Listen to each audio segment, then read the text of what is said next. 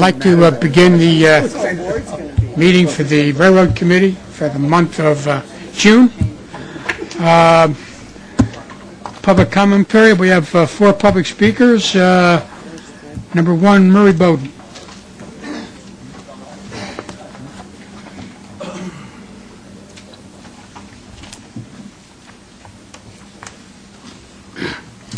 Good morning. I was late coming upstairs because when going through security this morning, I had a pair of pink ladies' underpants in my bag, which they made me take out on the corner of 5th Madison Avenue and throw them into a garbage can. I couldn't come upstairs because I had pink ladies. I was going to talk about the fact that I don't go to hotel rooms and check whether the chambermaid, the brand of underwear she's wearing, or whether she's even wearing it. I mean, I don't have the right to do that, and neither does anybody else. And it comes down to, do I have the same rights as everybody else does? Or that some people who are in high positions have a right to do things I can't do? I was in Albany last Thursday meeting with the executive director of the Thruway. I stopped in to talk to the state police and asked them whether or not state troopers had to wear a vest on a highway when they were doing a traffic stop. And they said, yes, if there was an accident, they have to wear a safety vest. Well, there was an accident somewhere below Albany. I rode up the side of the road because I do those kind of things, and got to the front of the line, and no state trooper had on a vest. There was a black SUV there, and I asked the driver, how come they don't have vests on? He said, that's a good question. Well, after the fire trucks had the fire out, the trooper went around, this guy in the black SUV, he followed the trooper around, and he turned on his red and blues in the car. I turned on my white and yellow lights. Followed him up the side, around the accident. Guy came down the thruway 100 miles an hour. Sustained. I came down the thruway at 100 miles an hour. Right behind him. I figured if he's got a right to ride 100 miles an hour, I got a right to ride 100 miles an hour. I did. It was wonderful. I'd never driven that fast in my life. It gave me the opportunity to come down here and say, hey, there's one set of rules, guys. I follow him, you follow him. The vice chairman of the MTA can park his car in front in a bus lane. I don't have to follow the time rule. He gets to break his rules, I get to break my rules. So, which is it? The days of the hubris where special people have special... I was going to talk about something else entirely today. And thank you for the summons I got last week for disorderly conduct. I was escorted out of the board meeting, after the board meeting, before it was over, because I said things that I guess were embarrassing, or I just didn't follow the rules as they saw them. What right did they have to make me throw those underpants out before I came to the meeting? Thank you very much. Okay, Orrin Getz.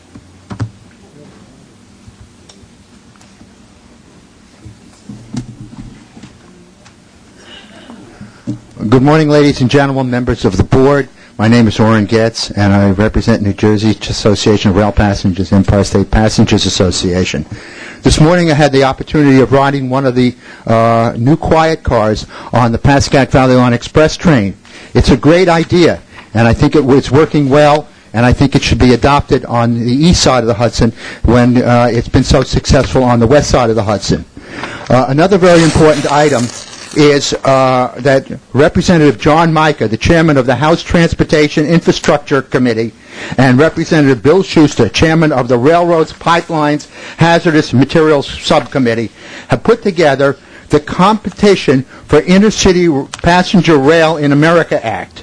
And it has now been nicknamed, Let's Pull Amtrak Apart, Pulverize All the Pieces in a Blender, Dump It Out, and get the people who have no idea what they're doing or talking to attempt to mold something together bill.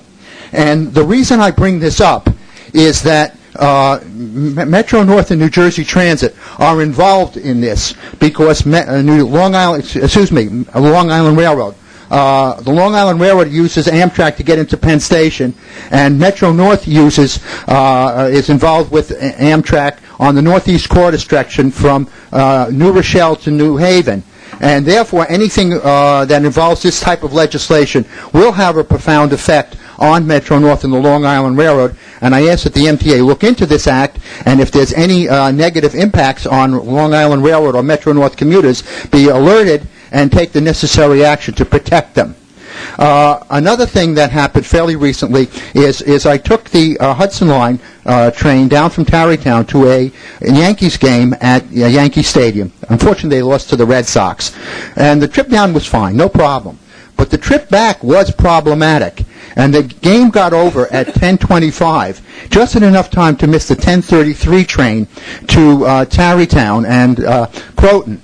And I had to wait for another train, and the first train that was scheduled was 11:15. And when that train came in, they ran it express to Croton, which very few people could ride, and the train went out mostly empty. The next train they put up on the track was the inspection train, so that delayed the scheduled train till 11:25, and when it came in, it was fully packed, so we had to get on a crowded train.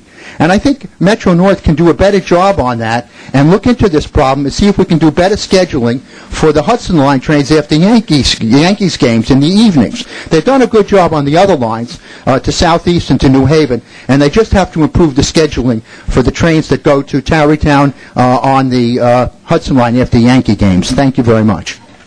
Thank you. William DiCarlo.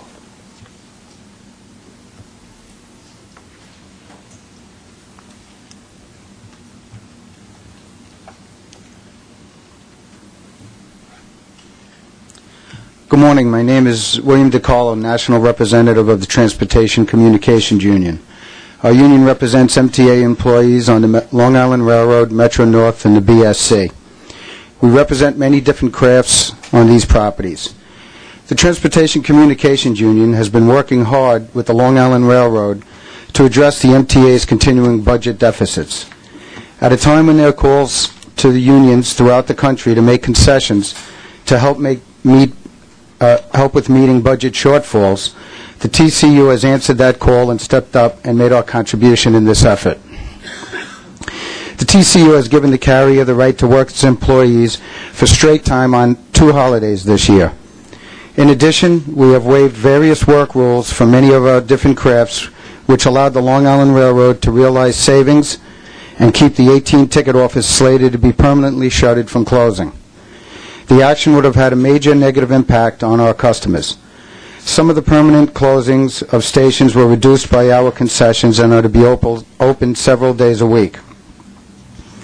We worked hard with Helena Williams to try to minimize the impact of these reductions in station hours so that no single community would feel the brunt of these cuts.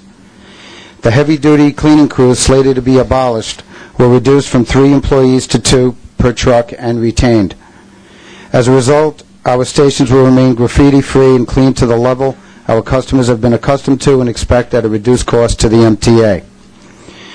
The road to these negotiations with the Long Island Railroad has not been easy. We faced the realities of these tough times and tried to construct an agreement that would meet the carrier's need of budget reduction and minimizing the impact to our customers, and the union's need of minimizing the impact to our members. I want the board to know our union faced many pressures to give up nothing. The decisions we came to were not easy for us to make. Many in our membership were not happy with what we finally agreed to, and they let us know. Our goal was to protect the membership from layoffs, and that is what we accomplished with this agreement.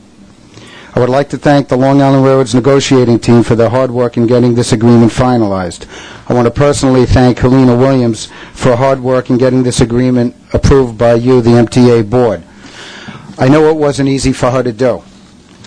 I want all of you to understand when a union comes to the table and is willing to do something that's extremely unpopular, don't minimize the value of what's being done. In the future, it'll pay you dividends. The TCU has been progressive in its thinking and negotiations with the MTA. The evidence of this was the new MTA initiative, the Business Service Center. The BSC was signed last November with the MTA and the TCU acting like partners. The savings to the MTA allowed the BSC to be a reality and the success it now is. The cooperation between the Long Island Railroad, the TCU, and BSC management should not go unnoticed and be commended as a model for other MTA agencies to emulate. We met your new Director of Labor Relations, Anita Miller, and are anxious to sit across from her at the table. We thank her in her quick response to meet. We realize she just got appointed to her position and probably had a million things to get accustomed to, but took time to respond to us. We thank her for that. And finally, the TCU is looking forward for the MTA to respond to our request to begin concrete and meaningful contract negotiations for the rest of our membership who are now over a year without a contract. Thank you. Thank you. Last, Tony Batalico. Call me. Not here? Okay. Okay, I need a motion to approve the minutes of May 23rd. So move. Second? All in favor? Anybody against? 2011 work plan, any changes to the work plan? Metro North, Howard. Yes, good morning to everyone. Before we go into the operations, there are a couple of items I had wanted to report to everybody this morning. First, let me just mention that on May 31st, Metro North had a tragic incident when one of our employees was struck by a locomotive while doing a switching move in Harmon Yard. The employee's injuries were severe. As of today, he remains in the hospital in stable but critical condition. This has been very difficult on everyone at Metro North, the entire family of our employees, and we all wish Mr. Tabe and his family well. One of the things that we always emphasize is the importance of safety and that our employees be able to go home in the same shape they come to work every day. We are now continuing to, we've re-emphasized safety in a couple of different locations right after the incident. We can continue the investigation as to what caused that incident, and that, by the way, we're doing that with the FRA. A second thing just to mention is that Metro North received an award from the Greater New York Construction User Council. Selected our Hudson Line project at Phillips Manor, Scarborough, and Ossining as the 2011 top project in the infrastructure category, and we received that award in the middle of June.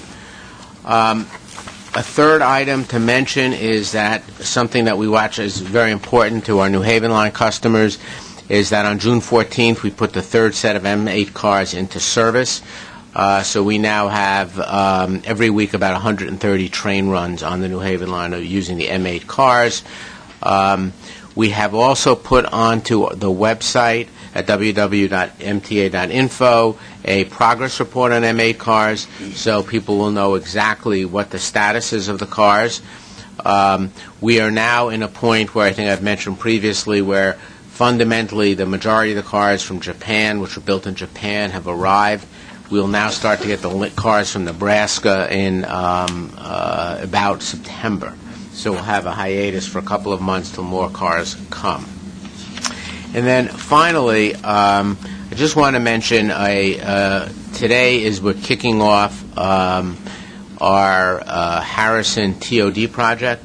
This is a very exciting project for Metro North. It's really the first one that we've been able to do where we have been working very closely with the town on a joint development. It's land that we own, we being the MTA own in Harrison. We've been working for the better part of 2 years with the town on how to proceed with development. We brought to you an agreement which you had approved in July laying out this process. And we will be starting advertising. We'll be showing up today in all major newspapers advertising this. There'll be an RFP released in early July, and there'll be a significant number of publicity events publicizing this to the real estate development community over the next months. The concept is to take this land, which has some parking on it, surface parking, transform it into a parking garage that would give us significantly more parking spaces, as well as joint use development for both apartments and for some commercial activity. So I will keep you posted on that, but I did want you to be aware that you'll be seeing a lot of publicity in this over the next months. Thank you, Howard. First of all, I'd like to welcome a new board member, John Baton. Welcome. Look forward to working with you. Thank you. Okay, Metro North status of operation. Good morning, everyone. The status of operation starts on page 16 in your agenda book. On-time performance continued to trend upward in May with system OTP at 98.1%. This is above our goal of 97.8. The Hudson line operated at 98.6. The Harlem line operated at 98.8, and the New Haven line operated at 97.2.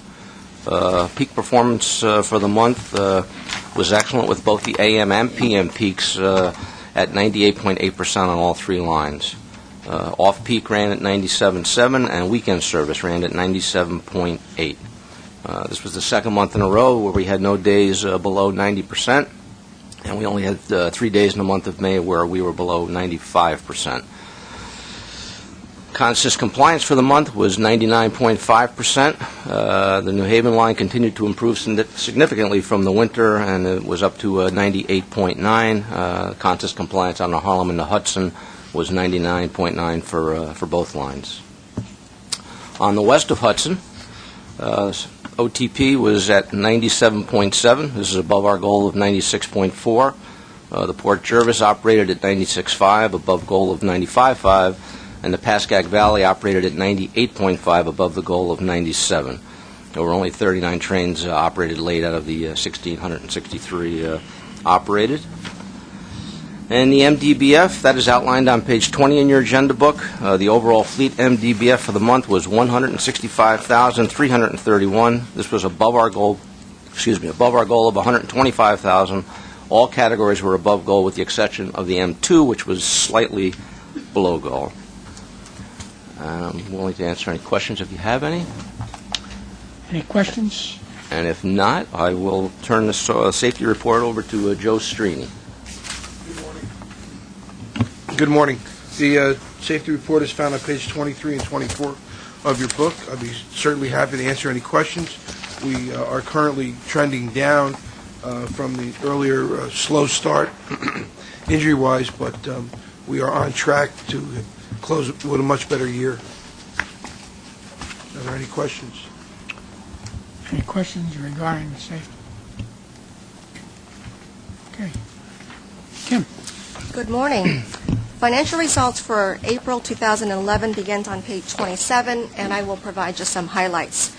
On an overall basis, through April, both net accrued deficit, which is accrued revenues less expenditures, and net cash deficit, which is cash receipts less cash expenditures, continue to be favorable to the budget, both in operating and capital areas. On page 27, you will see that accrued net deficit for April was $43.5 million, which is $10.1 million or 19% favorable against the budget. Year-to-date April was $206.8 million, which was $20.7 million or 9% favorable. On the cash net deficit side for April, it was $32 million or $800,000 or 2% favorable against the budget, and year-to-date April was $108.3 million or $35 million and 24% favorable against the budget. I'd like to note that April's financial activity is the most steady that we've seen so far this year, in a sense that it's tracking closest to the budget, but that is also more in line with the average level of activity and trends we've seen in the past years. This is especially the case with regard to non-labor expenditures, which have been less consistent through the early parts of this year. I'd like to mention that MTA capital reimbursements continues to lag the budget and has been offset by higher CDOT reimbursements. This is due to new BSC business practices and related paperwork that we're continuing to follow up on. And we will see that when we report on June and July results, we should be more in line with the budget at that time for MTA reimbursables. On page 37, I'd like to switch over to overtime.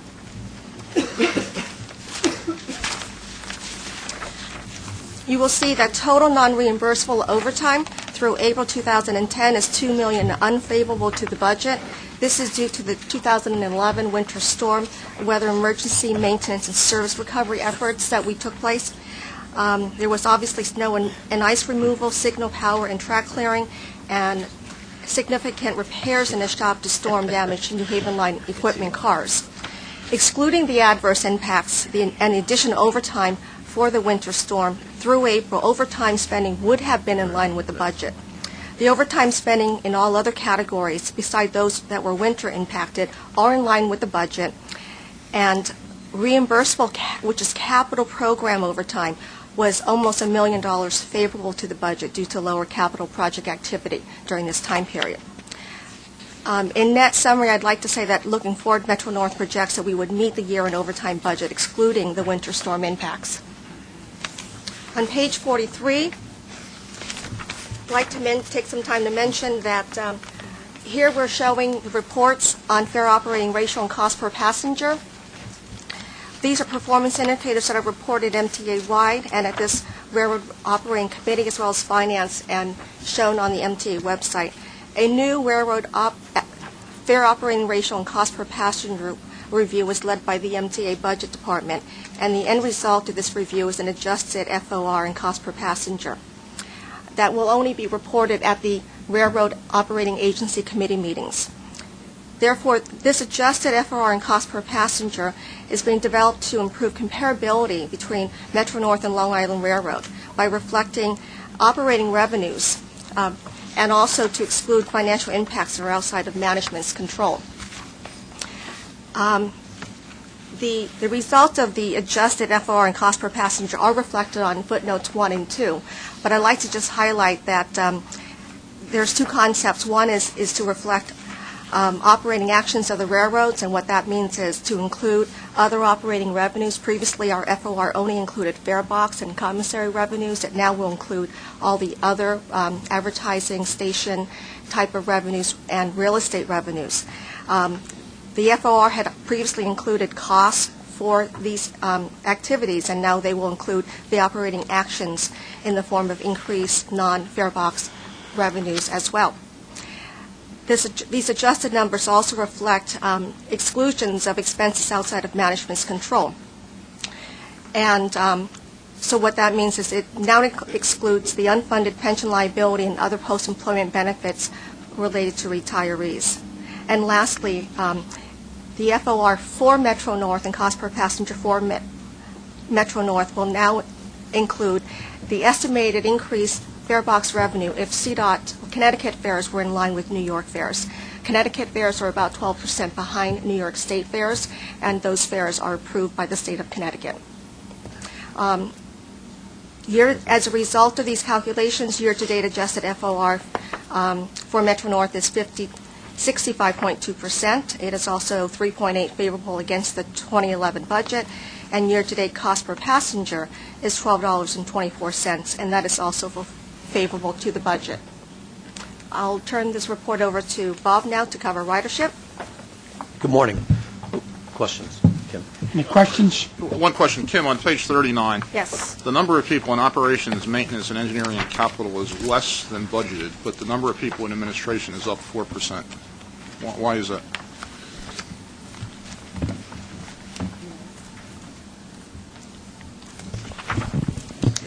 On the administration, are you referring to the negative 17? Yep. Okay. One thing just to mention is that there is a corporate provision of 46 positions. Those are management positions company-wide that we provide for with regard to vacancies because we cannot project them on a department-by-department basis. So that adjustment will significantly impact the end result of the unfavorable variances.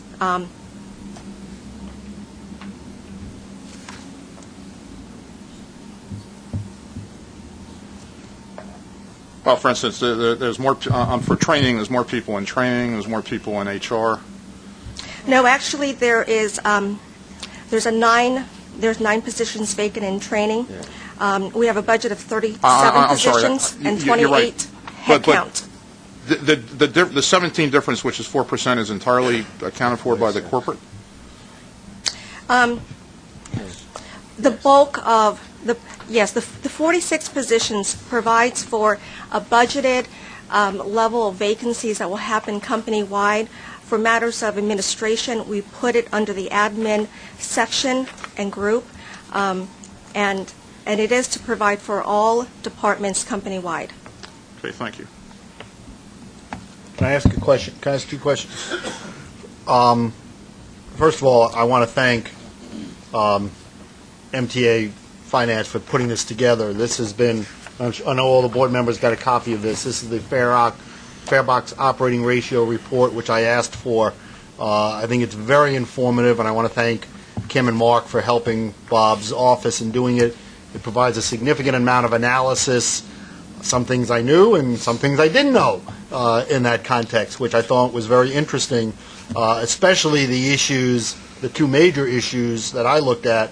Obviously, number one, which is the unfunded pension liability of Long Island Railroad, which was an issue, I assume, which has been long there. And unfortunately, when it was not funded, when it was supposed to be funded, what happens is today's customers are paying for something that should have been paid for a long time ago. That's one way to look at it, because the cost still has to be paid for. And so the cost is in the railroad's operations, even though those costs should have been paid for a long time ago over the years. And that's an unfortunate occurrence as it goes along. The second issue, and I wanted to raise the issue of the Connecticut situation, assuming for what you indicated was that Connecticut's fares are 12% less than New York's fares, New York State fares, for the same rider, I assume. So therefore, am I to assume then that the Connecticut rider is paying less of a cost of the ride than a New York rider is? If they're paying 12% less? Yeah, they're paying 12% less than what a New Yorker would pay. Right. However, the New Haven line, because of its density of usage from a subsidy standpoint, is the most efficient line in the Metro-North system by far. So the level of subsidization is actually lower because the line is covering the main line, for which we, MTA, share in the cost, covers upwards of 80+% of its cost. It's somewhere between 80 and 90% if using this calculation. Because of the density issue. Because of the density and the numbers of people on the trains. When it comes to the branch lines, which cover a very small percentage of the cost, Connecticut is paying 100% of that subsidy. Okay, so in reality, the issue is not the subsidy issue. Right. The issue is the fare issue. That's right. They're paying a lower fare for that same distance. For the same distance. Right. If you looked at the fare, Mitch, for the Metro-North and Long Island, it's fairly standard across the whole system. Right. If you looked at Connecticut, you would see that it's 12% below. Once you cross the state line, they pay 12% less. But the fare box ratio of the Connecticut passenger changes depending upon the line they're on. Yes, if they're that's the point you're making. Yes, if they're on the main line, it's very high. Right. If they're on a branch line, it's very low. Okay. Thank you. Any other questions? Good morning. The April ridership report is in your book starting on page 44. You were emailed last week the preliminary May results. I'm just going to briefly summarize preliminary May results. In May, Metro-North rail ridership was up 0.7%.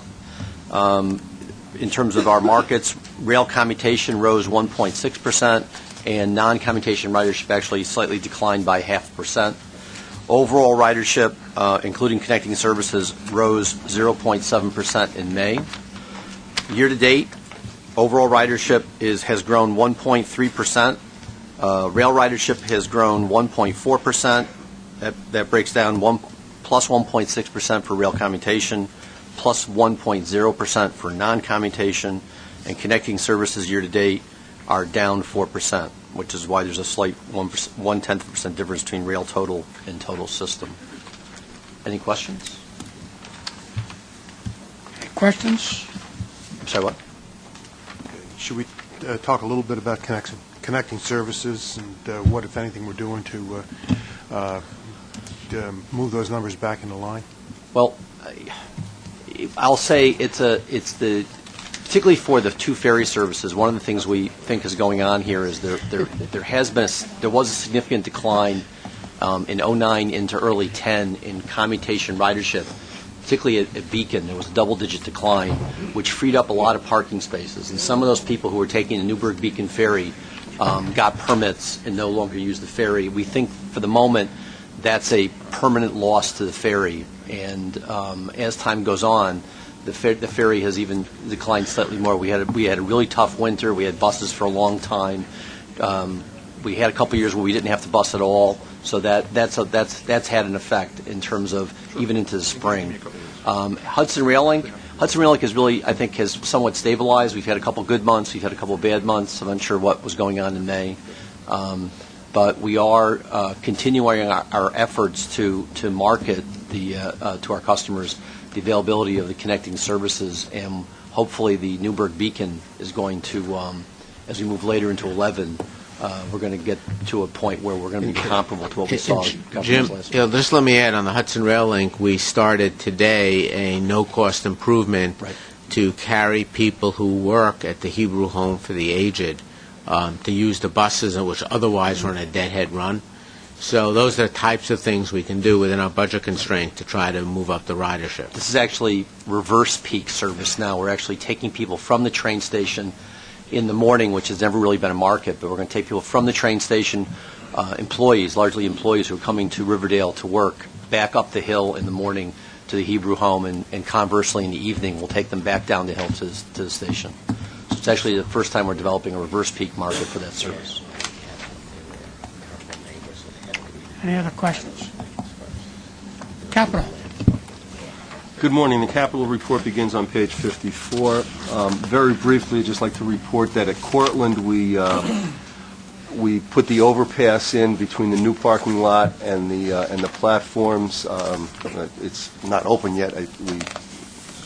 We had an outage, and we put it up there, and that project is going pretty well, and we should see it closing at the end of the year, and that'll open up a whole a very large parking area for our commuters there. That's it, if anyone has any questions. Any questions? Okay. Okay, information item. Yeah, we had the report. This was the request we had at the last meeting, I believe, to provide more information on overtime. We have provided that. If anyone had any questions, we'd be happy to answer them. Okay, the report is in the package. In the package, yeah. Any questions on the overtime report as submitted? If I heard Kim correctly, based on the analysis, notwithstanding the storm issue, which is an event for which we cannot plan, other overtime is meeting budgetary goals, and the intent is by the end of the year to meet the budgetary goal. Yes. That's if I heard you correctly. Right, it's to meet the goal excluding the about $2 million over the budget that we spent year to date so far. And if you look at it, Mitch, basically, I mean, over the 2 years, we will have reduced by about from 57.6 to 53, which is about an 8% decrease in overtime. Are any of our costs for overtime for the storm reimbursable by federal agencies? Well, the overage that I'm referring to, the $2 million, that is the non-reimbursable overtime. No. The question was in terms of, let's say, a FEMA grant. Right. Are we an eligible recipient of FEMA grants? We are. We have some submissions with the state of Connecticut with FEMA on costs that was incurred related to the winter storms. Because Did we apply, Haven Kim? Line, yes, we're doing that jointly. New Haven Line was most drastically impacted with the feet of snow. So it takes a long time to see that process through and to receive any, grant money. But the process is But we have applied. initiated. But we are an eligible recipient. Yes. Oh, we yes. have applied for. Okay. So that may help at some point. At some point. Yes. At some point. Any other questions regarding overtime? We have one action item. Yeah, just asking the board to authorize a fair hearing. Oh, what? Did Jim have a question? Go ahead, and I'll take it at the end. Okay. To authorize, ask the board to authorize a hearing to set the fares for the new Fairfield Metro Center that will be opening in Connecticut in October. So move. Second. All in favor? Aye. Opposed? Carried. Jim? Yeah. Howard, just one quick thing, or Tim, on the capital program goals graph. Which page, Jim? I'm sorry, page 59. These charts are useful. I just ask that if you believe that we are off track on either completions, commitments, or closeouts relative to hitting that number by the end of the year, you just let us know, because this doesn't give you sort of where we are relative to where you think you should be at this point. Will do. Okay. Helena. Good morning. I would like to begin our portion of the meeting with a description of our ticket window agreement. This will follow the remarks made by Bill DiCarlo. I'd like to compliment TCU, in particular Bill DiCarlo and Art Meritia, for the effort that went into coming up with an agreement that averted the closing of ticket windows on Long Island. 5 windows in particular were slated for closure. They were our windows with the least volume of transactions. We have an ongoing effort to try to reduce our costs at the ticket window operation. To maintain those windows and keep them open, the union did agree to give us more flexible hours, covering 18 stations, more flexible use of heavy-duty cleaning crews, as well as they gave up 2 paid holidays. I do want to point out that the holiday give-back actually covered more than just the ticket clerks and the ticket agents. It was the entire bargaining unit. The Long Island Railroad will achieve its budgeted savings, we think, with this agreement of $1.3 million. Management will work to ensure that we maintain the flexibility that's been given to us under this agreement. At the same time, be able to provide an important customer service in our communities. And while some windows will have diminished hours, they will remain open. And we will work hard on a customer communication strategy to make sure customers know when windows are open, when they can have personal contact with a ticket agent or ticket clerk. So we will be doing some additional postings in each station to let them know about the flexible hours of the ticket windows. We feel that it is a very important community service, if we can, to keep ticket windows open and provide that face-to-face interaction with the customer. We, of course, have a widespread TVM strategy as well, but many of our customers like to ask questions even about using the TVM. So with that, I do want to thank all the parties that were involved. It was a long discussion, but I think it's been a very good result. Anybody, any questions? Just a brief comment. As a representative of Long Island Communities Council, I want to thank you and thank the labor union for making these concessions and for coming to this agreement. As you know, it's been important to the Communities Council about maintaining a presence in the stations as much as possible. Also to have the stations open, especially in the evening. I don't know if we can do that as a result of this agreement, but we look forward to discussions with the railroad about that. But again, congratulations and a big thank you to the union. Good. Well, Thank Helena, you. I just want to echo Ira's comments. Thanks and kudos to the railroad and to the union. It's a good result. Thank you for it. Thank you. And then finally, I wanted to comment on Amtrak.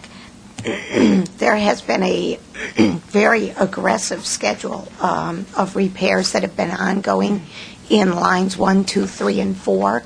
And since we last met, I have to say they've really aggressively pursued the short-term commitments that they made to us. We will be working with them to get to the long-term plan. And we've had a series of, email exchanges already identifying what that program would look like. We will meet with them to go over the costs attached to the program, and that may require some adjustments to our capital program.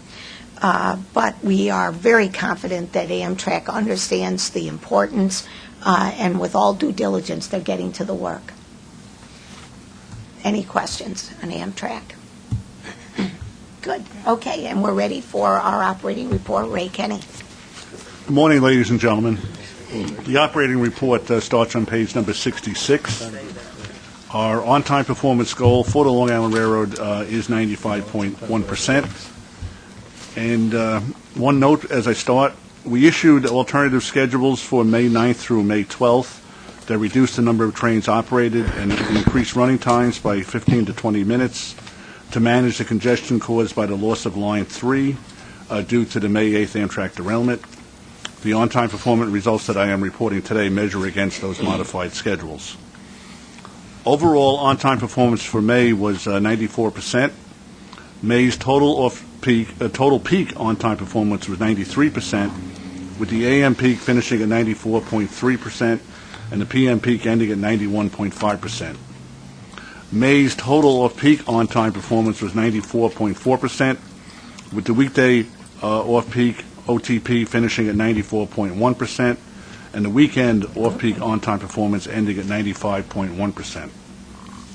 During May, 98.9% of the peak trains met our seating standard, 98.3% of scheduled trips were completed, and 146 trains operated more than 15 minutes late.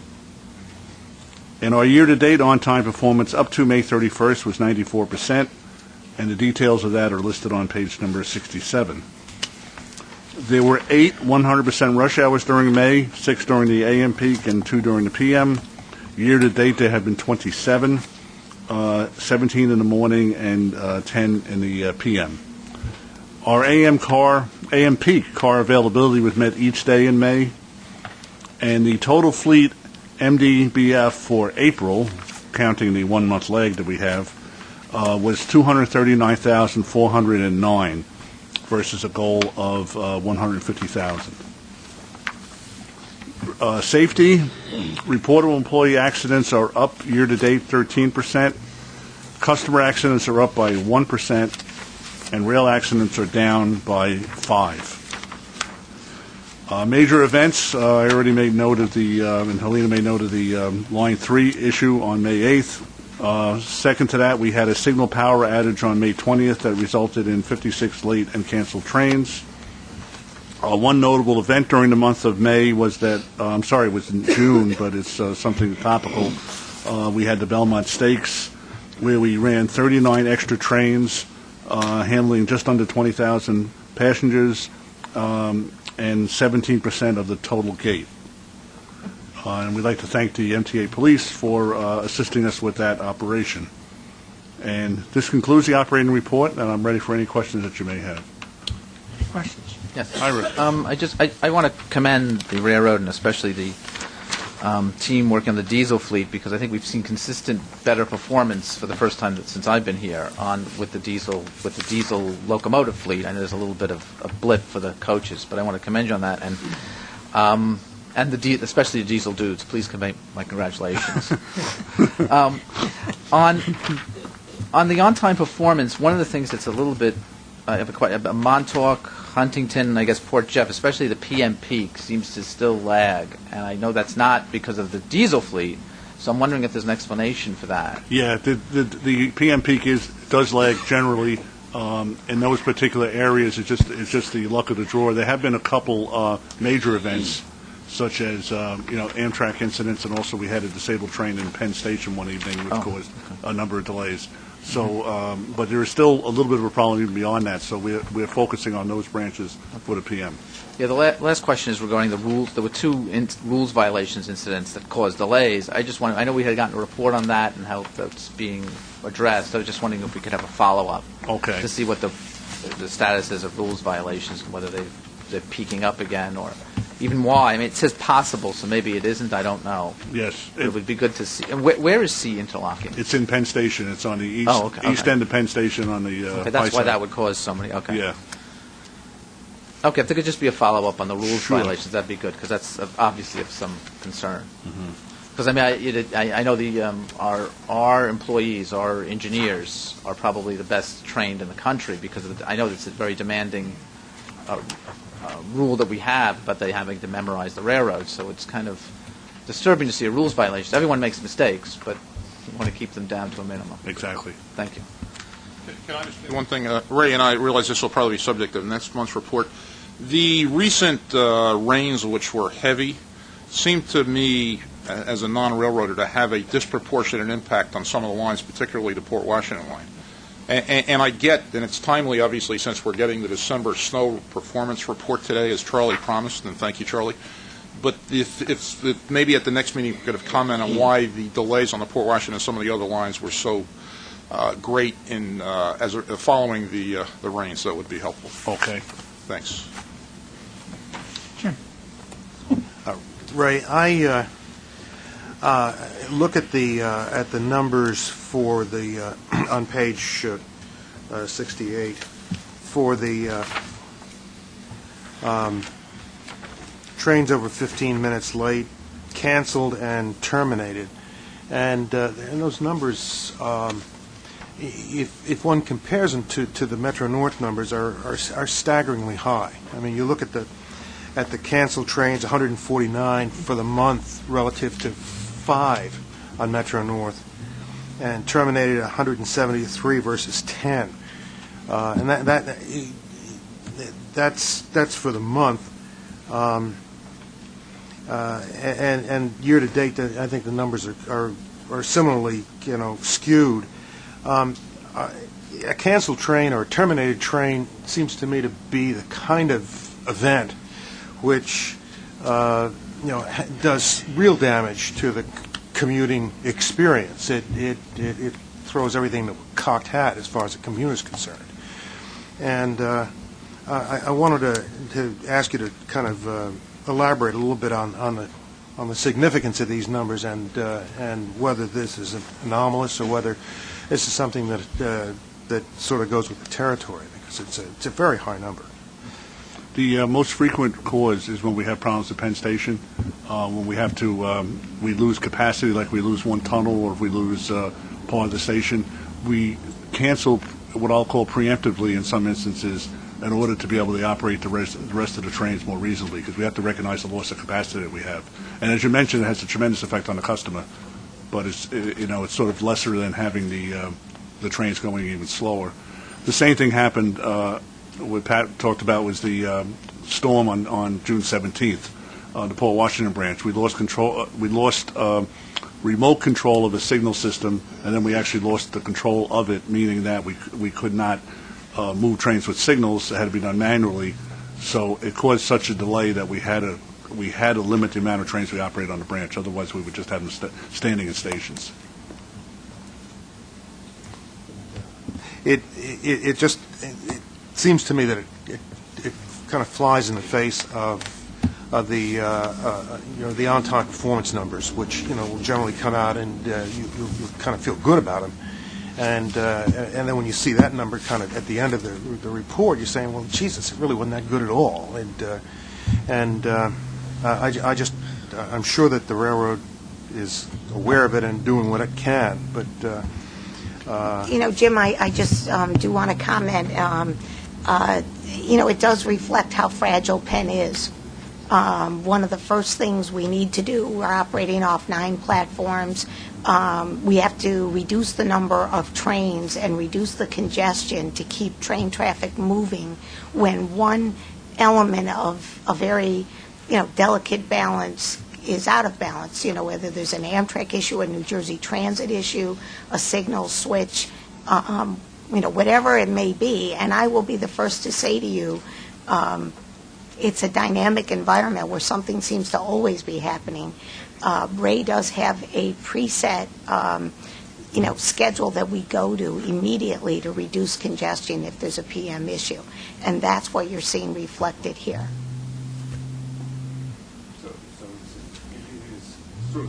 It is very much a part of the operating environment of Penn, and we applaud our customers. They are a resilient group. They're a versatile group. They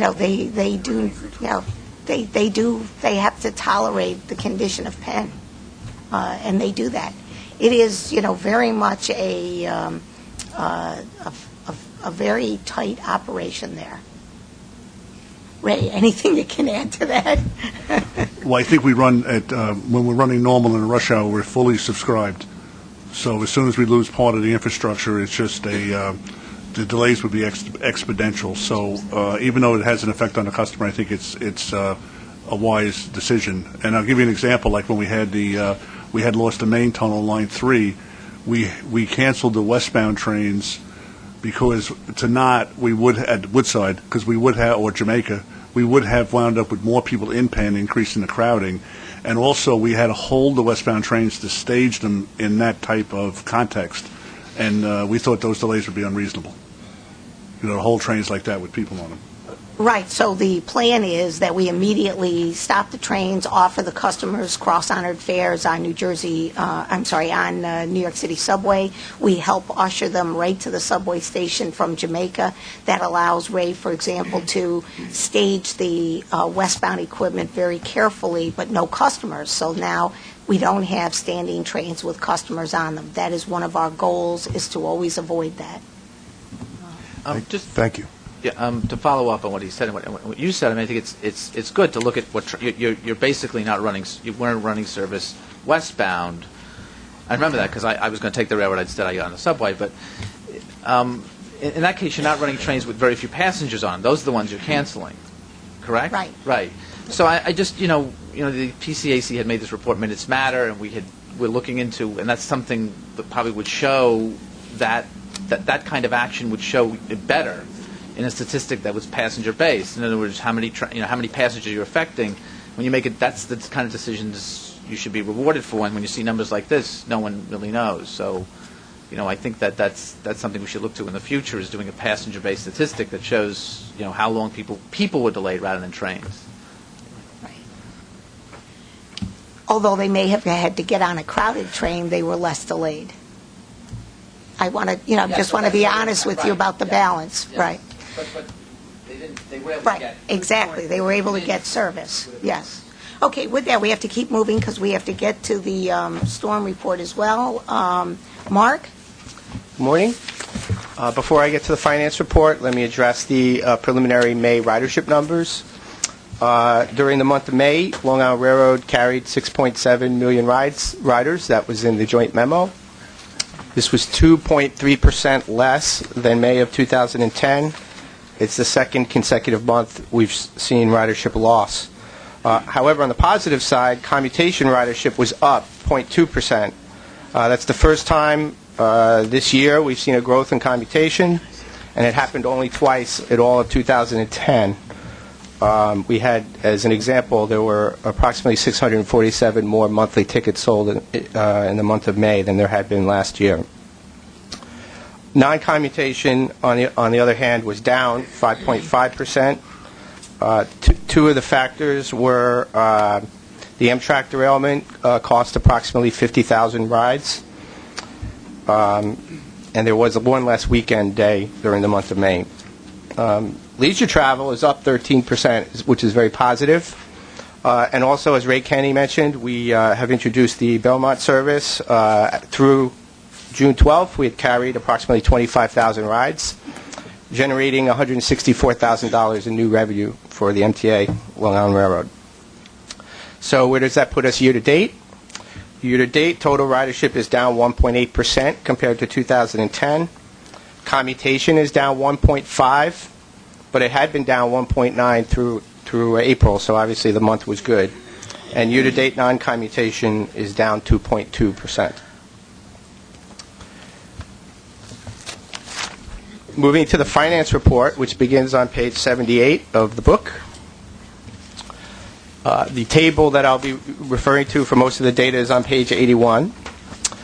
The Long Island Railroad generated $242 million in revenue through April. That was $25 billion, or 9.4% less than budget. However, most of this is on the reimbursable side related to a few key reimbursable capital projects. Breaking down the detail, $179 million was generated in fare box revenue. This is $2.7 million below budget for the reasons I just mentioned. Most of that variance, however, $21 million, is on capital reimbursement. There's two key factors there. One is the railroad had budgeted for positive train control project. Thus far, that project has not been moving as quickly as had been anticipated, as well as the East Side Access project. Anticipating perhaps a question from Board Member Foy on page 91, love to preempt the question if I can. On page 91 is the staffing report, and it's very linked. You'll see at the bottom there's a reimbursable, while administrative staffing is 30 positions below budget, at the bottom you'll see reimbursable positions are 135 positions below budget, which is basically those two projects make up the bulk of that. Welcome. On the expense side, moving to expenditures, there were total expenses were $572 million through April. That was 4.4% favorable to budget. Labor expenses are very close to budget. I will mention overtime, which is in detail on several tables that conclude on page 90. Total overtime spending was $29.6 million through the end of the month, which was $4 million over budget. $3 million of that is related to the severe winter, particularly the 4 major storms we experienced. And as I said, that totaled about 68,000 hours of overtime in weather-related events, more than we had planned. Year to date, though, the Long Island Railroad has reduced overtime hours worked, even with the weather events, by another 4.8% compared to 2010, and dollars spent are down by another 6.5% compared to 2010. Non-labor expenses are favorable by about $23 million. Some of that is timing, some of that is related to the capital projects I just mentioned, and some of it is due to tighter controls of materials purchases. Lastly, on page 95 is the sort of the summary of the financial indicators that Kim gave a description of related to the fare box operating ratio analysis that was completed by the MTA. I think you're familiar with I've verbally been reporting these numbers for several months anyway, so you're probably used to them by now. But as you'll see at the bottom of the page, the adjusted, middle of the page, the adjusted fare box operating ratio, when you factor in unfunded liability, pension liability, etc., is 55.4%. That concludes the finance report. Any questions? Okay, and with that, we will go to the capital program report. And we have a couple of highlights. One involves our direct fixation fastener replacement program on the Babylon branch. We're making excellent progress, and we're at beneficial use of that. And that was an ongoing project where we replaced this system with new fasteners and new concrete work and guardrail anchor bolt repairs. Other projects continue on schedule, and I'm going to move to our information item unless there are any questions on the capital program. Included in your package is our overtime report that did address vacancy absentee coverage, a question, again, that had been asked last month. This is a more thorough analysis, and if you have any questions, we'd be happy to answer them. Any questions? Thank you. Okay, and with that, it's MTA Police. Good morning. For May, we were down one incident, 28 versus 29. There's really nothing of note. But we did have 6 robberies this year in East New York. 3 of those did occur at the East New York station in May. We did make an arrest. We arrested 2 individuals. And we closed out a couple of those cases, and we're also working with the 7-3 and the 7-5 in the NYPD detective squads. They had a number of cases in and around there. We're maintaining a uniform presence at the location now, and we're going to continue to do that. If there's any questions. Any questions? Okay, back to Helena. Okay, and at this time, we're going to go to the storm performance review, and we do have a couple of slides. There was a handout on this, and if you'll note on the second page, slide 2, actually, here we are. We have a storm chronology As you recall, clearly this was a dramatic storm event that occurred on December 26th. It was the beginning, actually, of a very long winter, which we all recall, with successive storms. But this storm in particular laid the groundwork for our review of our own procedures. And if you go to the next slide, you will see some very dramatic pictures reminding everybody of that snow accumulation that occurred on the 26th. Slide 4 as well, provides an overview of the storm impact. And there were really similar conditions throughout the region with Metro-North Territory, Long Island Railroad, subway impacts. And then when we get to slide 5, as you will recall, there was an earlier briefing. In the wake of the storm, the MTA commenced a 2-phase review process to identify actions that would improve storm performance. There were agency-led initial reviews where each agency went through its own operating results and its operating performance. That information was gathered as well for an MTA-led in-depth review. So each agency's been focused on improvements to its own operating performance, as well as participating in an MTA-led review as well. The MTA review resulted in a number of recommendations, and I'm on slide 6, which focused on 4 areas: operations, customer communication, our staffing needs, and any of our equipment needs. And each agency has been working with those recommendations as they were broadly applicable across the MTA, and they were designed to improve storm performance, and they were matched up with what each agency was doing on its own operational plan as well. With regard to the Long Island Railroad on slide 7, one of our strengths, of course, was we did have an early activation of the highest level of storm response on Christmas Day. In fact, as you remember, that was a weekend. Long Island Railroad had set it up in that we were at level 4 when people left on the weekend. And then we had a schedule for a phone call to make sure we were all touching base Christmas Day on the forecast. The challenge for Long Island Railroad was an infrastructure failure at Jamaica. We have the gas heaters that were designed to keep the switches from freezing over.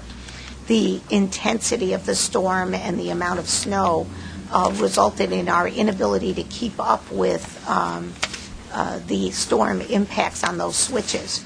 And they became very deeply frozen and embedded in snow. That hampered our recovery results.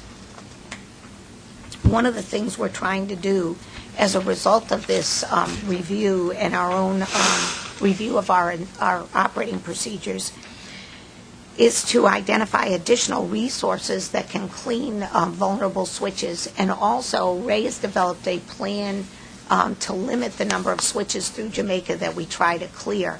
As you know, we have 157 switches covering the J Hall interlocking. We would go earlier to designated routes, limiting the number of switches we would have to maintain in a storm of that intensity so that we could concentrate our resources. Again, while it may result in reduced levels of service, it does keep trains moving.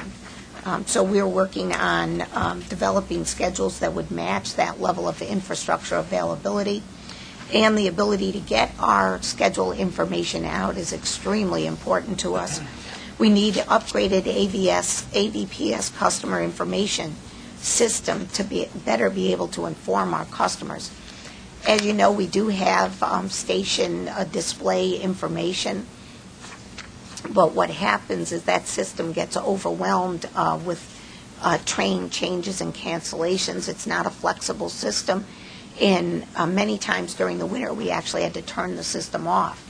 So at a time when customer information is most valuable to the customer, it's not available on a visual display at the stations. So we are working to overcome those impediments by putting in additional software improvements and the use of GPS information. We also are going to enhance the number of consoles that feed the system so that if we have prearranged schedules, we can load those up and then work with those schedules through new console operations. In fact, we're going to go from 2 to 8 console input capability. And we will, as you can see on page 8, continue to upgrade our winter storm protocols and our own documentation so that we can, again, concentrate our resources where we need them the most. We will work on a staffing issue. That was one of our primary difficulties during the Christmas holiday, was that we had an inability to really get in touch with people to get them in at the hourly level. And we're going to reintroduce a mass call system so that we can get hourly staff in more quickly. And on equipment, we're moving forward with the purchase of an additional piece of snow clearing equipment, and we're working on modifications to the diesel fleet that will prevent snow ingestion. And with that, I'm going to turn to Howard for his comments on the Metro North performance. Thank you, Helena. So, one comment I do want to make similar to what Helena said is that after the storm and after the postmortems that were done immediately thereafter, we put in a series of new procedures that we used then throughout the winter, and I think significantly improved the performance in subsequent storms. So on page 9, it highlights, the report highlights some of the strengths in terms of what we did well that night, some of the issues, which were trains became stuck in the middle of the night, the insufficient capacity to meet rush hour demand once things recover. And this is always a very difficult area we focus on because we want to be able to run the trains reliably. We do not want to have trains stuck. At the same time, people show up expecting the trains to be operating, and so we're always in a balance as to how much service we can provide during the storm, and particularly the day or two after the storm when the roads are plowed. People will say, well, I can get to work, but we may still be digging out from those impacts. So we did make a series of improvements. We have a customer advocate in our situation room where we monitor all our storms, solely responsible to make sure the stuck trains, customers on stuck trains are getting the maximum amount of service. In these types of events, typically 10 to 20 things are happening simultaneously. We want to make sure that doesn't get lost sight of. We have a procedure to run longer trains, which involves switching in the yards. So with the trains we do run are full length. We have issues of pre-positioning our diesel equipment and operating the patrol trains. On page 10, this now includes for our next winter. So we are developing a strategy for reduced service schedules, both during the storms, as I mentioned, and right after the storms. We've made improvements in coordinating with New York City Transit to provide subway service. We're completing an upgrade to our PA system. Our PA system is about 15 years old. It cannot easily make announcements system-wide, and so we would have crashing of the system. You could not tell people what's going on. The new system should be in effect by early next winter, so it'll be much easier to make announcements, let's say, on the New Haven line to stations between Mount Vernon and Stamford, as opposed to now they manually have to do it one by one. We, too, are looking at the issue of staffing. What I do want to highlight, and we are also on the equipment side, we are buying some more snow clearing equipment, but I think the point I do want to make here, and I think it's an important one, is that on our New Haven line, we will continue to be challenged next winter. The fact is that line, unique to the Metro North lines, has equipment that is 40 years old. We're now replacing it with the M8s.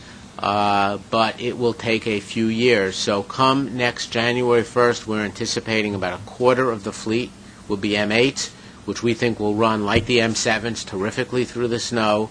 But three-quarters of the fleet is the same old equipment that ingests the snow that leads to all those problems.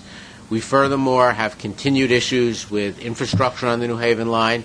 We'll have had a few more tracks back in service. We're working with Connecticut to try to limit the amount of outages over the winter on tracks. But the fact is that we'll continue to have the 100-year-old catenary and the 120-year-old bridges that get stuck in the ice. They get stuck in the summer, they get stuck in the spring, but they particularly get stuck in the ice. So until those improvements are made, we will continually to be challenged on the New Haven line. We've been working with Connecticut, as I mentioned, to try to minimize some of those impacts. We're also working on a contingency plan for the winter. So we'll have our bus contracts in place where we'll need to bus. We will have communication plans better in place. We will also we'll have service concepts in place. We will not be publishing a winter schedule of any sort because one never knows what the event is or where it happens, and you can't prejudge it. So you need to have a rough idea what you want to do, which we do, but we will not be pre-publishing, say this is exactly what we'll do in a given storm. The one thing I do also want to mention is that we've been very successful with the new governor, that the significant amount of funding has been approved to buy the remainder of the M8 cars, so that happened earlier this year, and as well as to make some other infrastructure improvements. But the fact on the New Haven line, unlike the Harlem and Hudson, which we think which ran very well through the storms, on the New Haven we continue to have significant infrastructure issues. It took a long time to get where we are. It's going to take a long time for us to get out of it. And for next winter, that will be a real challenge for us. With that, I'd be happy to answer any questions. One question first. A thorough report. Thank you for it, and thanks to Charlie, who promised it in the second quarter and delivered. Thank you for that. Real quick question, Helena. There was a small group of people who showed up at Hicksville and got stuck at Hicksville. I think other stations, Hicksville I remember because it got a lot of play on News 12. I realize we're not in the business and can't be in the business of running emergency shelters, but was consideration given to that group of people in this report? So people who hadn't necessarily boarded a train, but had showed up and then couldn't leave for all the obvious reasons. And we had coordinated, in fact, with Red Cross, and they came, yes, and as you may recall, there were Long Island bus customers when the bus terminated and couldn't go any further and discharged them to the station. We will continue to formalize those arrangements with the Red Cross shelters, and we do think that that is a logical outcome of a storm of that kind of magnitude. And Red Cross has indicated that they would, be willing to continue to support us. Thank you. Just an excellent report. Just one, yes. This is something actually Pat had mentioned when this thing was first suggested, the reduced schedule that would go into effect. I just wonder, is there a criteria that would happen, how many inches of snow, or is a judgment call just made when this schedule would be put into effect? It's similar to Howard's comment. It's so difficult to prejudge a storm and say what the full magnitude will be. We, the year before, had a storm that primarily impacted Suffolk County. In fact, Suffolk declared a state of emergency because they had so much more snow than anybody else in the region. But we have to be cognizant of the fact that we're sending trains out into that storm element. So what we might do for one end of our service territory, we wouldn't do for another. So we are trying to develop, just in general broad terms, if our infrastructure limited us to operating on just our four main branches, what would that service look like? But other elements, and degrees of service are harder to predict. Ray, let me ask you to jump in. One of the big issues for us is the commitment of the diesel equipment. Yes, and There's also Jamaica, the switches. That's what I was going to talk about, because Helena introduced that before. We would have to make a judgment of where the storm is, how serious, and what our forces could reasonably maintain. And what we talked about is what Helena calls the Big Four, where we would operate from Huntington, from Babylon, from Ronkonkoma, and the Port Washington branch. We would also have to reposition our diesel equipment because it's only like 15% of our entire fleet. So we not only is it a small ratio, but we'd have to get it in the right place without risking our other customers if it didn't pan out. In other words, because we had one instance last winter where the storm didn't occur, and we had to be very careful not to have the diesel equipment on the wrong end. Right. Well, thank you. I appreciate it's a well-thought-out report, and especially the part about the information was a big sore point, I think, for commuters. So I'm very happy that's being addressed, because I think people understand, it's a huge snowstorm, but they want to be kept informed. I think that didn't happen, but I'm happy that's being addressed. Thank you. Good. Any other questions? Michael? Good morning. Could you just lower it? Thank you.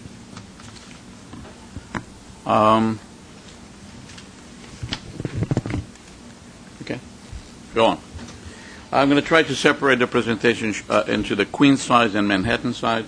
This is the Queen side, and in effect, what we are supposed to be doing here, something relatively simple. If you just look at the map, it means that we're going to have a number of tunnels, 4 of them, going from here all the way around.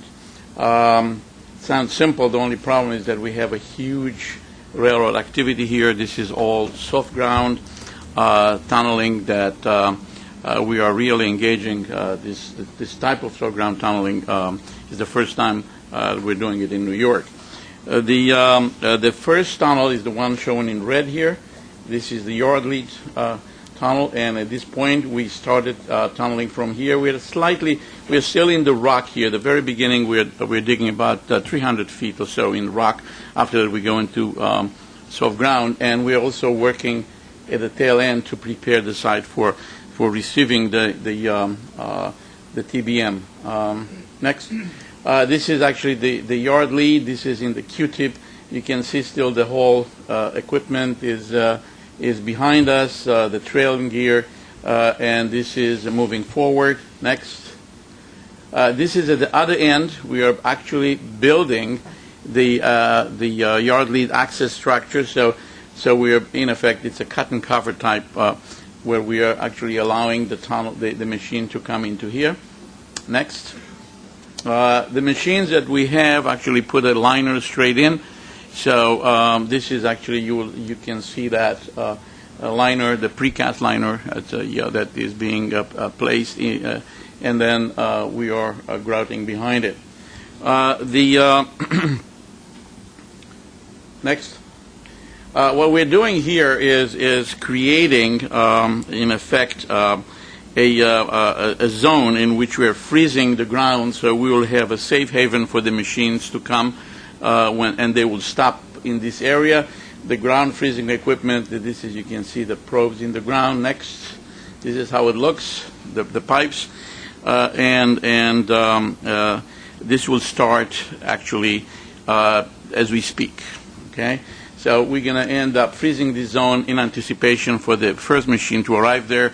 What it means is that they will be able to service the machine actually in an unpressurized environment. This is very important, and it took us a long time to be able to prepare the machines to get there, because what we're doing we stop in frozen ground. That's not normally done, and we created actually all kind of points on the machine to grease the machine so it won't freeze in place. So hopefully it will not. Also, we are continuing the preparation for the Tunnel A. That is looking from the way we looked at, and it's actually, you can go back just one moment.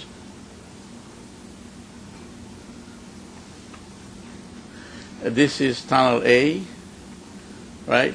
And this we expect in the next 2 weeks. The machine is in place, and we will start digging in a couple of weeks. I would like to now move to Manhattan. In Manhattan, I don't think we have any slides in Manhattan. You can turn on the lights. In Manhattan, actually, the last TBM drive was completed. We turned a little left, and we'll be leaving the machine there. We're just pulling back the trailing gear, and we're probably going to have some kind of I guess it's the first time we have done it, so kind of be an interesting thing. We're actually going to put it in and cover it and maybe put a little plaque. So 200 years, someone will dig there, will find our machine buried. The concrete placement continues in both the tail tracks and the running tunnels. We completed the excavation for the escalator way 2, and waterproofing and rebar replacement continue in wellways 3 and 4 ahead of the concrete placement. Just to mention the fact that we have a procurement that actually we hope to open it tomorrow. It's a low bid for the Grand Center Concourse and facility fit out. And then we'll have 2 more procurements, August, September, one for the Manhattan structure, cover and finishes, and the 55th Street vent plant. We have delayed actually our systems contract, and that has to do with the fact that number 7 was delayed. Then we are having right now 2nd Avenue, and this is the 3rd one.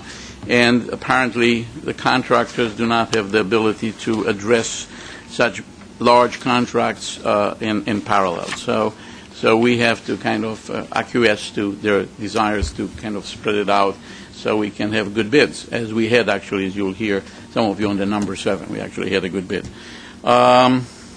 With that, that's about it. Okay, next is procurement. Howard? Excuse me? You may want to put that TBM on Craigslist, see if anybody, but you got to take it with you. Yeah, right. Well, the contractor, this actually is the contractor, TBM, and they found out that apparently it's cheaper to leave it in place than take it out and sell it as scrap. So. Okay, procurement, I think. First is Howard. Yes. We have one procurement. This was the RFP process. This was to design and furnish pre-wired signal houses on the New Haven line from basically between milepost 266 and 271. This is part of a project by the state of Connecticut to build a second major new station called West Haven, and this is part of that. So this is work that would be 100% paid for by the state of Connecticut. Any questions? Can I get a motion? Move it. Second? All in favor? Aye. Any opposed? Carried. Elena? There are 3 Long Island Railroad procurements in this month's package totaling $25.4 million. There is one item in the non-competitive section in the amount of $21,000 and one item in the competitive section in the amount of $25 million, and one item requiring ratification in the amount of $368,000. And then there is a separate item, I think, for capital construction in the amount of $3.8 million. In the non-competitive section, we request MTA Board approval to award a contract to Nortrack. It is a fixed amount, $21,000, for the purchase of switch plates for double slip switches in hall interlocking. May I please have a vote on the non-competitive procurement? A motion? So moved. Excuse me. Second? Yeah, on the $25 million Oliver Wyman contract. I'm not up to that one yet. Oh, I'm sorry. Okay. Okay, any opposed? Carried. Okay. Okay, and there is one item in the competitive section, and that is in anticipation of Commissioner Greenberg, the Oliver Wyman contract. And I do want to note that that was a competitively solicited and negotiated contract. It covers Long Island Railroad, New York City Transit subways, New York City buses, MTA bus, Metro North, and Long Island Railroad. It is really a first effort by the MTA to look behind our rolling stock purchases and develop strategies that will lower the cost of the $4.5 billion that we spend in rolling stock in our capital program. We're looking for analytic support, expert advice, knowledge transfer, and different implementation strategies supported by Oliver Wyman over a 3-year period.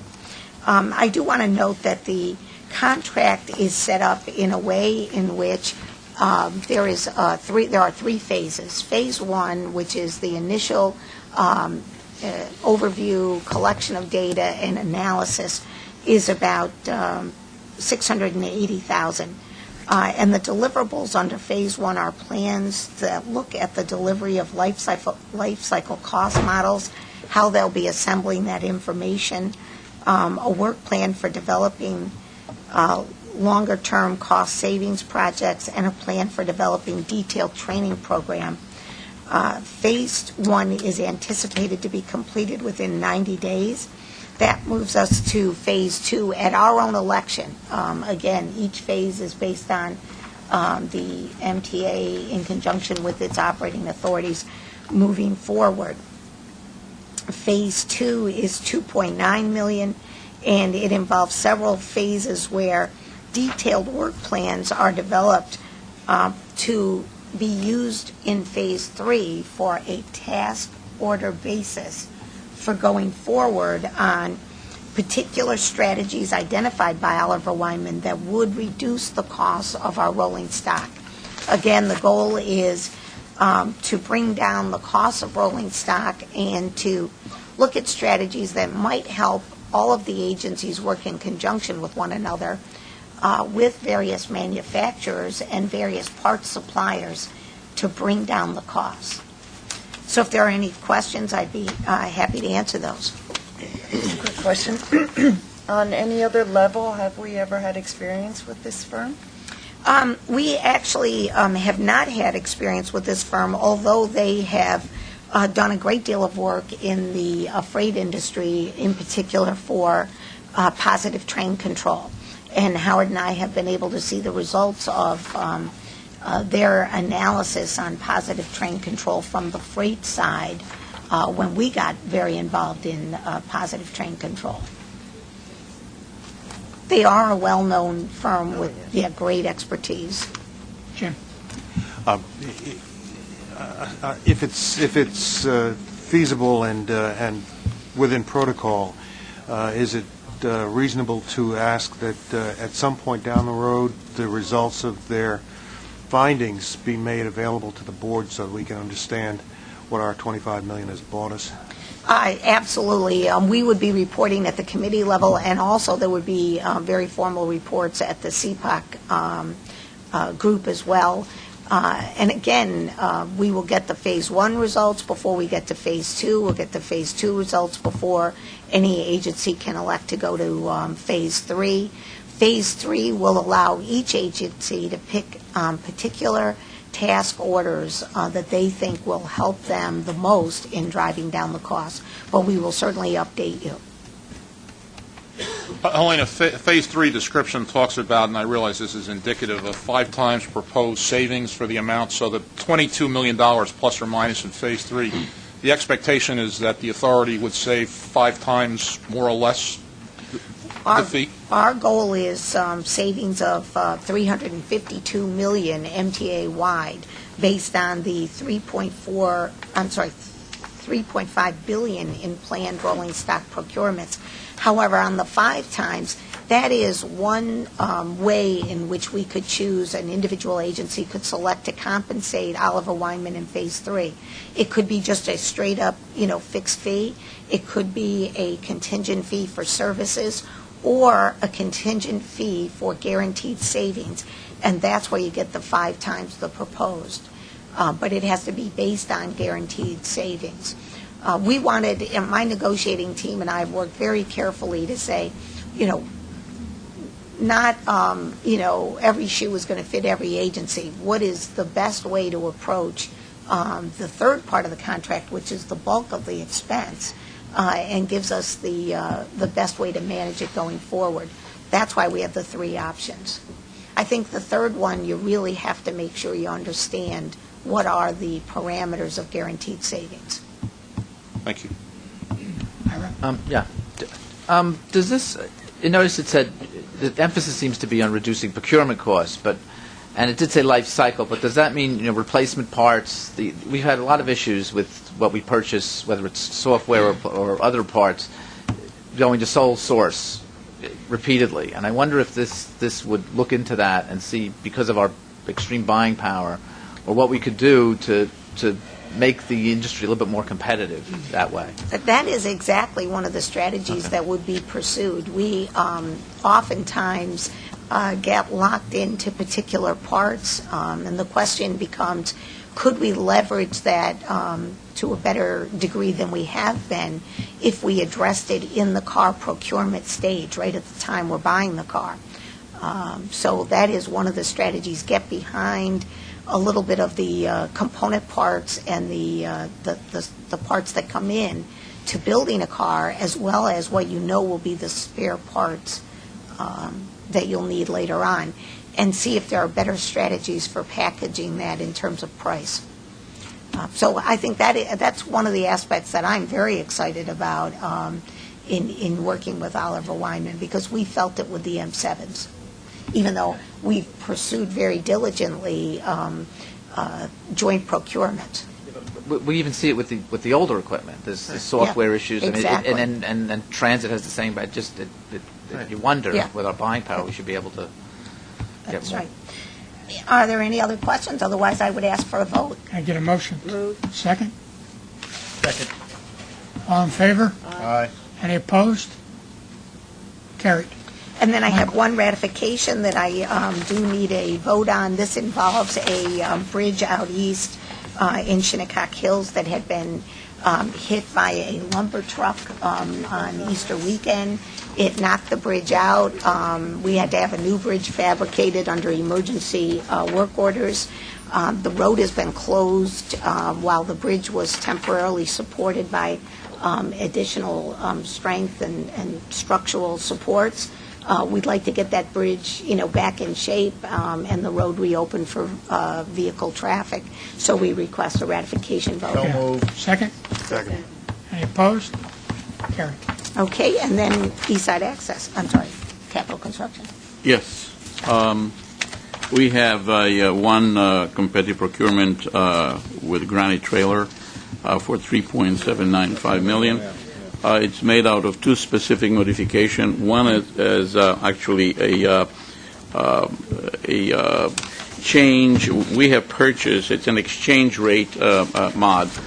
Some of the equipment that has been purchased, and is primarily for the slurry plant, was purchased in euros, and we knew that up front when we negotiated the contract. At the time when we did it, the euro was 125, I believe, or thereabouts, and as such, we established that as a benchmark, and whatever way it will fluctuate, we would have to either get a credit or pay. Turns out that we need to pay, and the total is 1.209 million as an adjustment to the exchange rate. Just very important to know that we may have some other adjustments in the future, so we may come back with that. The second one was a quantity modification. We have established a certain quantity for a bid item, and that was exceeded. That means they removed an additional tonnage of material, and since that was less than 25% of the total amount of rock removed, we ended up paying the same exact amount. That was $80 a ton. That's about $2.6 million. So the total comes out to be $3.795 million. Any questions? So moved. Second? Second? All in favor? Aye. Any opposed? Carried. Okay. Our next meeting is scheduled for Monday, July the 25th. Motion to adjourn? What are you laughing at?